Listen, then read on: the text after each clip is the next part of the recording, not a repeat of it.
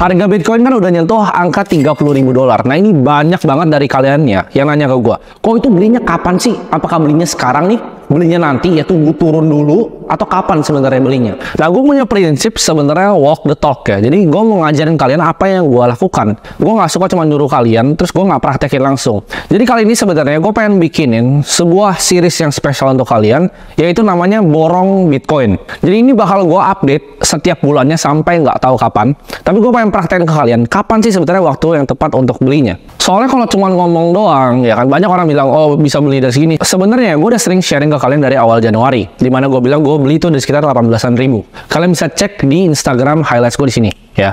Jadi gue udah bilang sebenarnya dari lama. Cuman kan waktu itu gue nggak tunjukin ya gue beli dan nggak diupdate gitu kan. Nah itu kurang asik menurut gue. Gimana kalau misalnya gue praktekin sekarang aja nih, gue bikin akun yang baru dari nol dan kita lihat bareng-bareng perkembangannya seperti apa. Nah sekarang ini sebenarnya kondisinya menarik. Kenapa bisa naik sampai 30-an ribu? Karena cryptocurrency ini menurut gue ada beberapa berita yang price in ke dalam marketnya. Dari kemarin 26 ribu tidak terbang sampai 30 ribu. Kita lihat bahwa Bitcoin ini bukan aset yang sekarang dipandang sebelah mata. Dulu orang-orang di traditional finance ya disebutnya orang-orang perbankan ya, para banker itu banyak yang ngata-ngatain Bitcoin gitu. Seperti Jamie Dimon bilang Bitcoin itu adalah petrok dan segala macam. Tapi kita lihat sekarang institusi besar ya, salah satu yang paling besar yaitu BlackRock, $10 triliun asset under management. Itu udah apply buat ETF ya. Kita lihat Hong Kong ya, ini sebenarnya China soft opening. Di HSBC-nya kita lihat ya, itu udah di-approve untuk ETF Bitcoin dan Ethereum-nya. Jadi cryptocurrency ini bukanlah aset yang dipandang sebelah mata lagi sama orang-orang pada traditional finance. Kita lihat banyak banget ya, aset management seperti Fidelity, Charles Schwab, Deutsche Bank, dan banyak lainnya menurut gue yang bakal ikut sebentar lagi ya. Ini global udah mulai dan tinggal tunggu waktu aja, semua bank di dunia udah mulai melek terhadap hal ini. Jadi kan mereka ini apply-nya mungkin 8-10 bulan lagi, dimana itu udah dekat-dekat Bitcoin halving ya.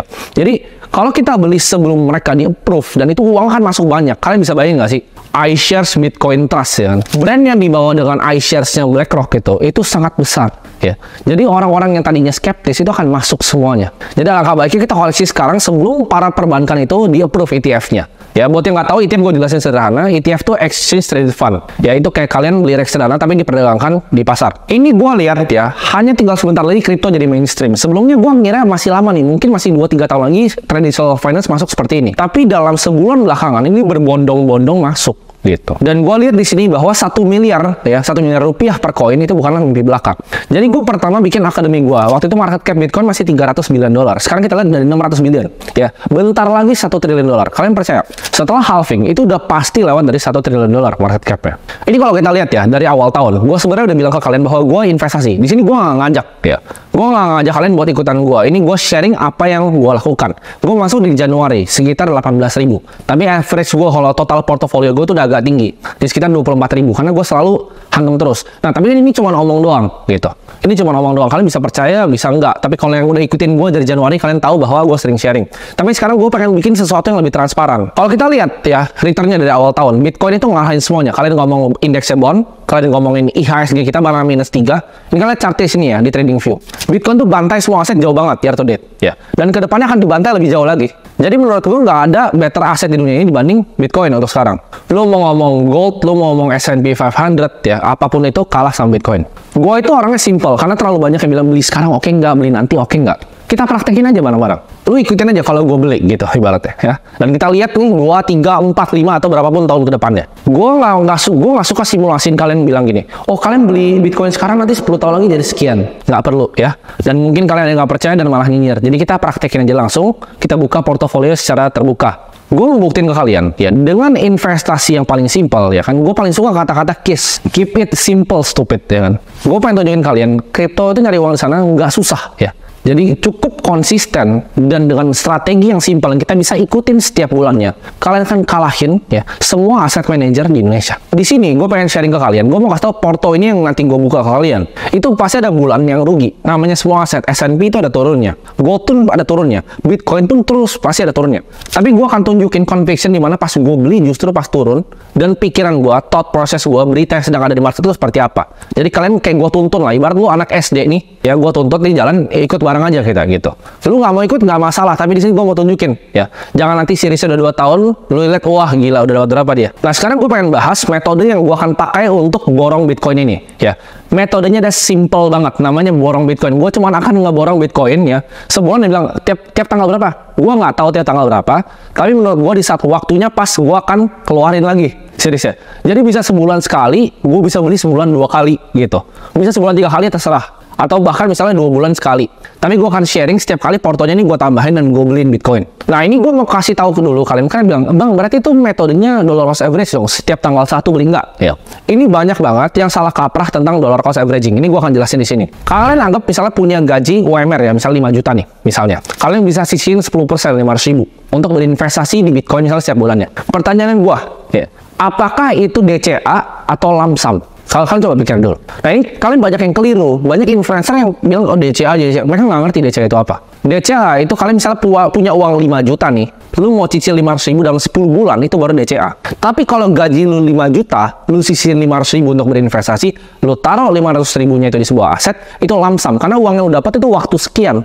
Ya, lu langsung sisihin, lu taruh. Itu format dari lump sum. Jadi itu bukan dollar cost averaging. Pertanyaannya, kok kenapa nggak di DCA aja kalau kayak gitu? Kenapa kita lump sum seperti ini? Di sini gue bikin video ini, gue nggak mau bikin tentang ngajarin kalian DCA, lawan lump sum itu lebih optimal yang mana. Gue hitungin kalian datanya. Lu lihat aja langsung di research di sini. Nanti gue link di bawah ya. Ini research dari Vanguard, lu tinggal download aja, lu baca ya. Lebih optimal mana sebenarnya? Dollar cost averaging atau lump sum?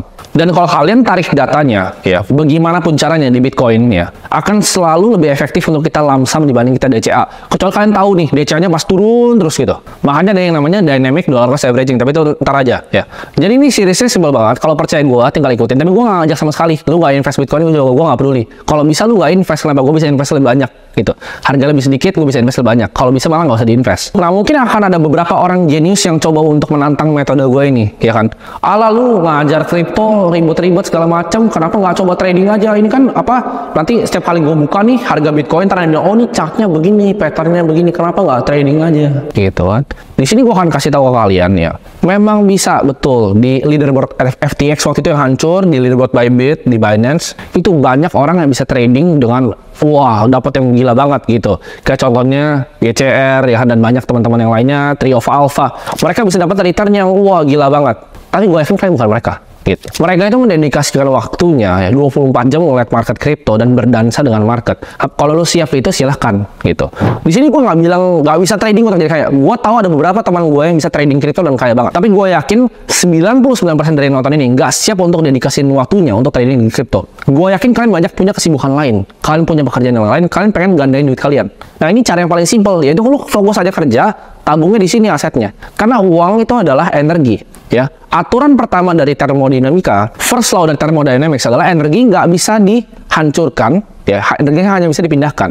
Jadi kalau kita lihat uang itu energi, kita fokusin energi kita di mana? Dan jawabannya gue ketemu di diri gue sendiri adalah gue fokusin energi gue di Bitcoin. Jadi ini gue mau kasih tau kalian statistiknya. Kalau kalian kehilangan, ya, hanya 13 hari terbaik Bitcoin, kalian hampir kehilangan semua returnnya. Lalu bisa nggak makro timing 13 hari itu? Kalau jawabannya enggak, lu bahkan nggak tahu ya tentang suku bunga dan lain-lain, udah nggak usah coba untuk timing the market, lu pasti akan kena bantai habis-habisan. Apalagi yang baru mau mulai, yang udah coba di derivatif, coba di futures, leverage, options, pasti kebakaran lu semua portofolionya, ya. Dan sini gua akan tunjukin, atau nggak gini aja, lu nggak percaya gue boleh bagi dua portofolionya, 50%, 50%, lu pakai cara lu, ya, lu mau trading futures lah, pakai cara lu, 50 lu coba ikutin yang program gue ini, kita lihat aja, dalam 3 tahun menangnya mana, total portofolionya, karena orang banyak cherry picking, mereka 5% dari portonya ditaruh nih, trading nih, oh tuh 100%, padahal cuma 5% portonya, atau cuma 1% dari portonya, oh futures gue bisa 80% nih bang, iya 1% lah taruhnya, berani nggak taruh semua uang lo? Kalau taruh semua uang lu di satu aset, naiknya 20%, itu lebih besar dibanding cuma 1% naiknya uang gede-gede gitu kan. Jadi cari cara yang paling optimal untuk gandain uang. Terserah kalian caranya mau apa. Tapi di sini gue mau kasih yang paling gampang sebenarnya untuk diikutin sama orang-orang dalam masyarakat yang luas. Buat yang bisa trading, gue hormat ya, hats off to you. Oke, sekarang mungkin pertanyaan dari kalian, oke, kita beli Bitcoin ini pakai apa? Pakai exchange apa? Gue udah sering bilang ya di Instagram gue dan banyak tempat lain, gue itu nggak suka sama sekali di endorse. Jadi gue tuh biasa tolakin semuanya. Gue nggak pernah terima endorse dan gue nggak pernah mau dibayar apalagi untuk aset finansial. Kenapa? Ntar kayak FTX. Gue nggak tahu apa nih. Misalnya kalau gue promoin FTX waktu itu gue mati. Gitu. Jadi gue nggak mau ngelakuin hal ini karena gue nggak tahu exchange yang gue akan sebut masih ada lagi atau enggak. Not your keys, not your coin. Belajar self custody.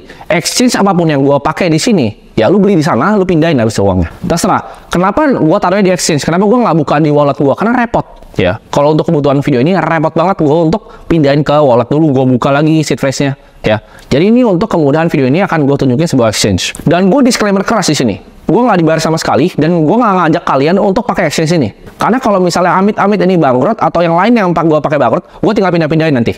Jadi gue nggak mau disalahin kalau misalnya ada apapun yang terjadi sama exchange ini. Itu resiko kalian sendiri ya. Kalian pencet tombolnya, kalian pilih sendiri, terserah ya. Kalian pilih terserah. Tapi ini gue pakai karena ada alasannya. Exchange yang gue akan pakai untuk kebutuhan borong Bitcoin ini adalah Indodax. Jadi gue akan buka portofolio secara terbuka di Indodax. Sebenarnya ada alasannya kenapa gue pakai portfolio ini. Nah, lu mau alasan yang keren atau alasan sebenarnya? Kalau alasan yang keren, ya lu bisa lihat di sini. Jadi ini akun bahkan ya, sebenarnya ini akun namanya nyokap gua. Jadi waktu itu gua karena gua nggak punya KTP, ya kan, perlu KYC.